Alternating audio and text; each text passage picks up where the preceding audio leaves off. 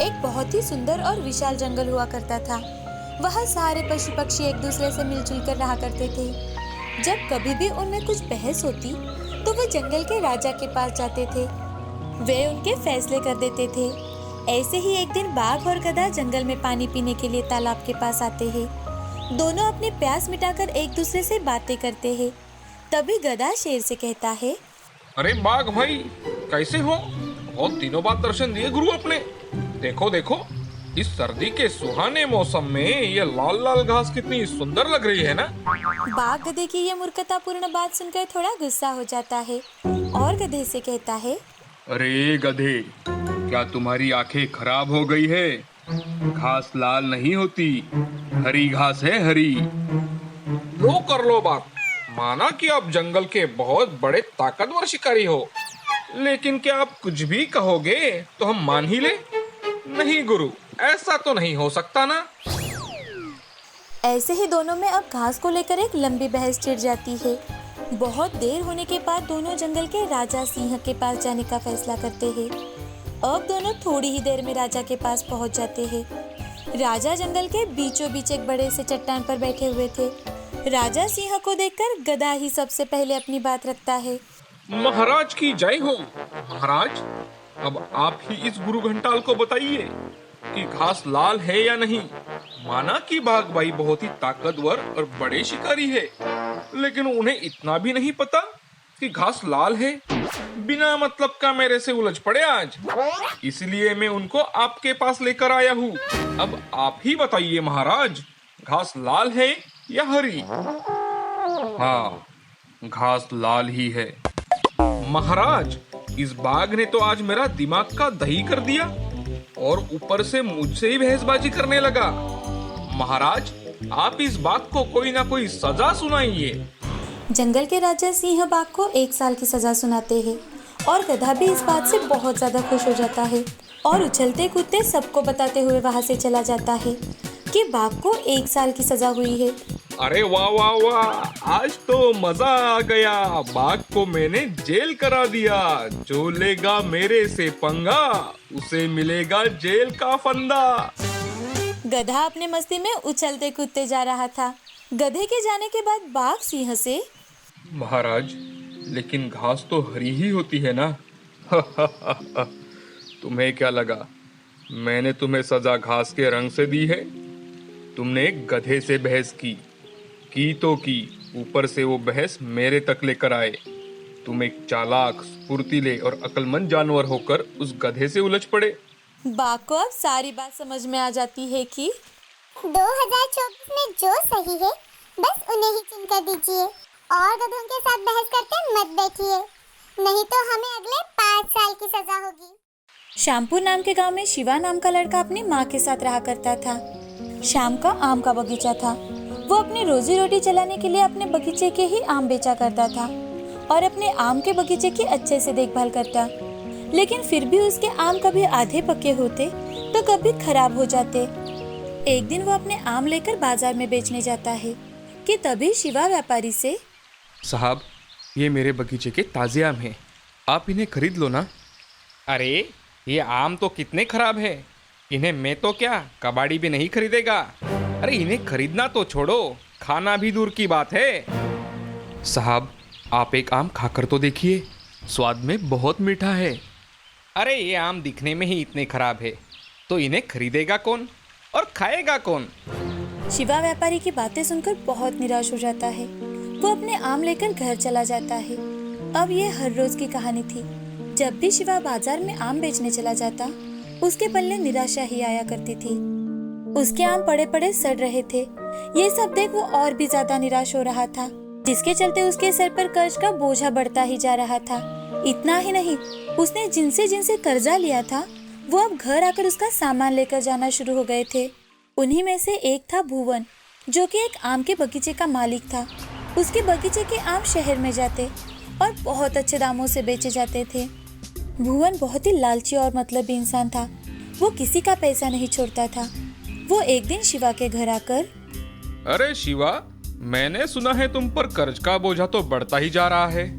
मैं तो कहता हूँ कि तुम मेरे यहाँ काम कर लो भाई, उससे तुम कर्ज से तो बचे ही रहोगे और खाना पीना भी चलता रहेगा तुम्हारा।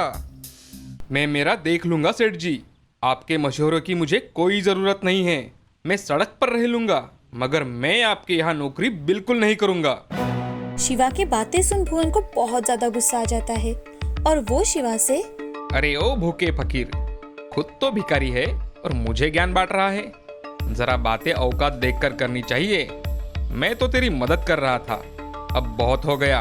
2 हफ्ते में मुझे मेरा कर्जा चुकता कर देना, नहीं तो ये घर और बगीचा दोनों भी छीन लूंगा, समझे?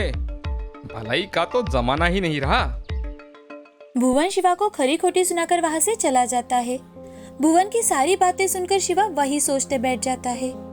तभी शिवा अपनी माँ से, माँ, मैंने इस भुवन का अगर कर्जा नहीं चुकाया तो ये हमारा घर और बगीचे की नीलामी कर देगा। मुझे तो अब गांव में कोई कर्जा भी देने के लिए तैयार नहीं है। अब मैं क्या करूँ माँ? शिवा की उदासी भरी बातें सुनकर शिवा की माँ रमा शिवा से, बेटे, ऐसे निराश होकर कैसे चलेगा? उस भुवन को तो तुम्हें अच्छा खासा सबक सिखाना चाहिए। वो इसी तरह से लोगों को लूटता है। तुम शहर जाकर क्यों नहीं देखते? शायद कुछ बात बन जाए। रमा की बातें सुन शिवा को नई उम्मीद मिलती है। शिवा अगले ही दिन शहर चला जाता है और शहर में जाकर कुछ दुकानदारों से कर्जा मांगता है, लेकिन किसी से भी पहचान ना होने के कारण उसे कोई कर्जा नहीं देता। सुबह से शाम हो जाती है। अब शिवा निराश होकर घर लौटने के लिए जंगल के रास्ते निकलता है। थोड़ी देर चलने के बाद शिवा को रास्ते में एक साधु बाबा बेहोश पड़े दिखाई देते हैं। ये देख शिवा उनके पास चला जाता है, उन्हें उठाने की कोशिश करता है, लेकिन वो उठते ही नहीं। अब शिवा अपने पास का पानी लेकर साधु बाबा के चेहरे पर छिड़कता है कि तभी साधु बाबा उठकर बैठते हैं। थोड़ा पानी पीने के बाद उन्हें अच्छा लगता है। बाबा, अब आपको कैसा लग रहा है? मुझे अब ठीक लग रहा है। तुमने इस बाबा की मदद की है। तुम्हारा हमेशा कल्याण हो। बोलो बेटे, तुम्हें क्या चाहिए? बाबा, मुझे कुछ नहीं चाहिए। मुझे सिर्फ आपका आशीर्वाद चाहिए, जिससे मैं मेरा कर्जा चुका सकूं।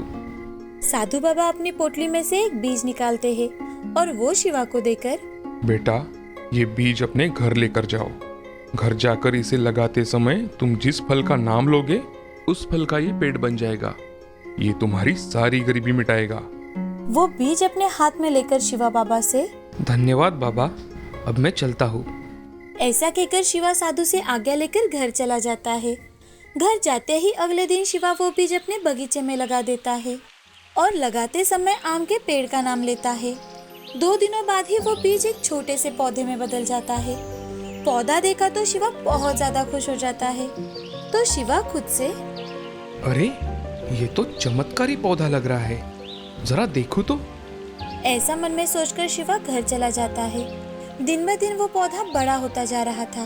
वो अपने बगीचे के बाकी के आम के पेड़ों के साथ साथ इस पौधे का भी अच्छे से ख्याल रख रहा था। अब 8वें ही दिन पौधा बड़े आम के पेड़ में बदल गया था। उस पेड़ पर सुनहरे आम लगे थे, तो शिवा को वो आम कुछ अलग लगे, इसीलिए उसने पेड़ से आम तोड़कर देखा तो वो आम का पेड़ कुछ साधारण आम का पेड़ नहीं था और ना ही उस पर लगे आम कुछ साधारण थे, वो तो सोने के थे।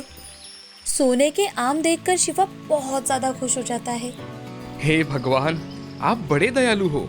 मुझ पर आपकी ऐसी ही कृपा दृष्टि बनाए रखना भगवान। अब शिवा पेड़ से और 4 आम तोड़ता है और वो 5 आम जाकर बेच देता है। आम बेचकर जो पैसे आए थे उससे वो भुवन का पूरा कर्जा चुका देता है। ये देखकर भुवन हक्का बक्का रह जाता है। काम के चलते भुवन ने शिवा को अनदेखा किया, लेकिन दिन ब दिन शिवा की तरक्की हो ही रही थी। उसने अपना सारा कर्जा भी चुका दिया। कुछ ही दिनों में वो अपने माँ के साथ अच्छे मकान में रहने लगा। साथ ही उसने बड़ी बड़ी गाड़ियाँ और जमीन खरीदना भी शुरू कर दिया। ये देख भुवन साहूकार शिवा से जलने लगा। वो मन ही मन, इस शिवा के बच्चे को ऐसा कौन सा खजाना मिल गया है जो इसके पास इतने पैसे आ गए हैं? मुझे कल ही उसके बगीचे में जाकर देखना चाहिए। भुवन अगले ही दिन शिवा के बगीचे में चला जाता है। वहाँ पर सोने का बड़ा सा आम का पेड़ देखकर वो चौंक जाता है और खुद से, ओ, तो इस शिवा का ये राज है। मैं अभी ये पेड़ काटकर इसके सारे आम चुरा कर लेकर जाता हूँ। ऐसा मन में सोचकर भुवन पेड़ के पास चला जाता है और आम निकालने के लिए हाथ ऊपर करता ही है कि तभी वो एक बड़े से गड्ढे में गिर जाता है। भुवन गड्ढे में गिरते ही जोर से आवाज होती है तो आस पड़ोस के बगीचे वाले भी वहाँ आ जाते हैं। ये देख भुवन डर जाता है कि तभी शिवा वहाँ आकर, सेठ जी, मैं सोच ही रहा था कि अब तक आप मेरे आम के पेड़ को देखने के लिए कैसे नहीं आए। इसीलिए मैंने आपके आने से पहले ही यहाँ गड्ढा खोद के रखा था, जिससे मेरे आम कोई चुरा ना ले। ये सुन भुवन सिर पर हाथ मार लेता है और वो शिवा से, अरे अरे शिवा, मैं तो सिर्फ यहाँ देखने आया था भाई, कुछ चुराने के लिए नहीं। चलो मुझे बाहर निकालो यहाँ से। अब आपको तो यहाँ से पुलिस ही बाहर निकालेगी। आपने मेरे जैसे कितने गरीबों को गांव में ठगा है, आज उस सब का हिसाब होगा। अरे अरे शिवा, तुम तो मेरे बेटे जैसे हो ना। क्या क्या क्या तुम मेरे साथ ऐसा करोगे बेटा? वो क्या है ना सेठ जी, आपको अगर आज मैंने ऐसे ही छोड़ दिया तो आप हमेशा गरीबों को लूटते रहोगे और उनका नुकसान करते रहोगे। ऐसा कहकर शिवा पुलिस को कॉल करता है और उन्हें बुला लेता है। पुलिस के आते ही भुवन की बोलती बंद हो जाती है। पुलिस अपने साथ भुवन को चोरी के इल्जाम में लेकर चले जाती है। ये देखकर गांव वाले बहुत खुश थे क्योंकि भुवन ने कई सारे गरीब लोगों को लूटा था। धीरे धीरे कर शिवा बहुत अमीर बन जाता है। अब हमेशा ही शिवा गरीबों में कुछ जरूरत की चीजें बांटता, नौजवान लड़कों को कर्जा भी देता ताकि वो तरक्की कर सके। अब शिवा और रमा दोनों माँ बेटे बहुत खुश थे। उनकी जिंदगी में जादुई सोने का आम का पेड़ हंसी खुशी लेकर आया था। इस कहानी से हमें ये सीख मिलती है कि जिंदगी में हमेशा सच्चाई के रास्ते पर चलना चाहिए और कितनी भी मुश्किलें आए उनका डट कर सामना करना चाहिए।